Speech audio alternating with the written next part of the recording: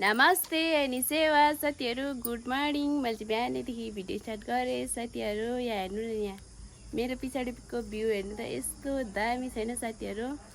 अनि म चाहिँ यता जङ्गल छ, यता हल्का हल्का गाउँ छ साथीहरू। अनि मैले चाहिँ बिहानदेखि नै भिडियो स्टार्ट गरेँ साथीहरू। म चाहिँ साथीहरू आज चाहिँ मैले मुख पनि धुएको छुइनँ, मुख पनि नधुइरहँदै मैले भिडियो स्टार्ट गरेँ। म चाहिँ यहाँ दिदी घरमा छु नि त, यहाँ छिमेकी दिदी घरमा। अनि हिजो चाहिँ यहाँनिर बिहे थियो, यहाँ बिहे थियो साथीहरू। अनि सघायौँ, अनि यहाँनिर हामी भान्सेहरू भेला भएर खाएको थियौँ नि त। अनि त्यही भएर यता भाँडाहरू मोल्नु आएको हामी चाहिँ भान्सेहरू भेला भएर खाएको थियौँ दिदी घरमा। अनि साथीहरू जति पोते क्रिम पाउडर पोते पनि ठोब्रा त यही हो नि त। त्यही भएर मैले चाहिँ आज केही नपोतिकन मैले भिडियो स्टार्ट गरेको छु साथीहरू। बिहानै हेर्ने हाम्रो गाउँको भ्यू चाहिँ साथीहरू मजा माथि निस्केर देखाउँछु ल। हेर्नु साथीहरू यस्तो दामी छ नि, हेर्नु यहीँ। वाउ,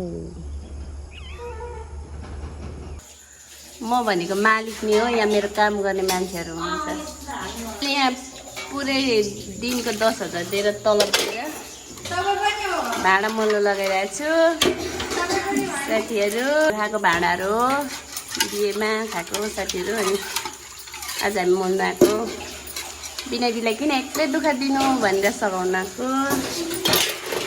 हाम्रो नेचुरल ड्युटी चाहिँ यस्तै हुन्छ है साथीहरू। छोरी मान्छेको चाहिँ खाएपछि यो भाँडाकुँडा धुनुलाई जति नै मेकअप गरेर पोतेर राम्रो भएर हिँड्ने पनि के गर्नु साथीहरू, यसरी मोल्नुपर्छ है। भरे ब्लगमा आएपछि हेर्नु साथीहरू, म यहाँ छु त साथीहरू। गर्मी हेर्नु न, गर्मी के साह्रो पसिना, यस्तो साह्रो गर्मी भएको छ नि साथीहरू। तपाईँहरूकोतिर कति गर्मी भएको छ भन्नु त, राम्रो। अनि मैले चाहिँ यस्तो गर्मीमा चाहिँ फुपूले आँप ल्याइदिनु भएको थियो बाटोमा, अनि लिनु गएको झुक्को फुपूले आँप ल्याइदिनु भएको थियो बाटोमा, अनि लिनु गएको साथीहरू। आँप चाहिँ हेर्नु न, म कत्रो दाना साथीहरू। तपाईँलाई कसलाई मतमा छ भनेर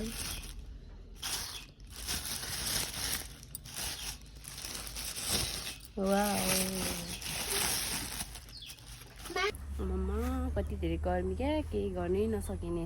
अनि म चाहिँ आज गाई गइनँ, बाख्रालाई पनि घाँस लगाइदिएर अहिले पकालिदिएँ। अब चाहिँ सुँगुरलाई घाँस काटेर हालिदिएर सुँगुरलाई चारो बसाउनु पर्ने छ साथीहरू।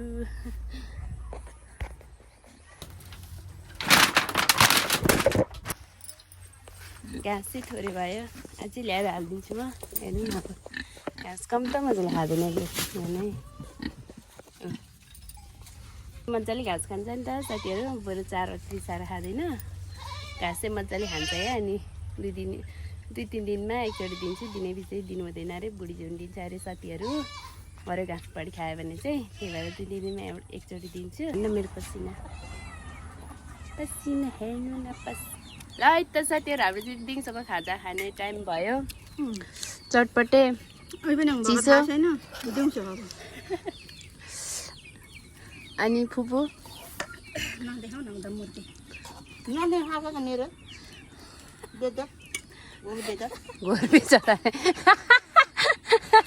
चटपटे अब खाजा खाने बेला भयो।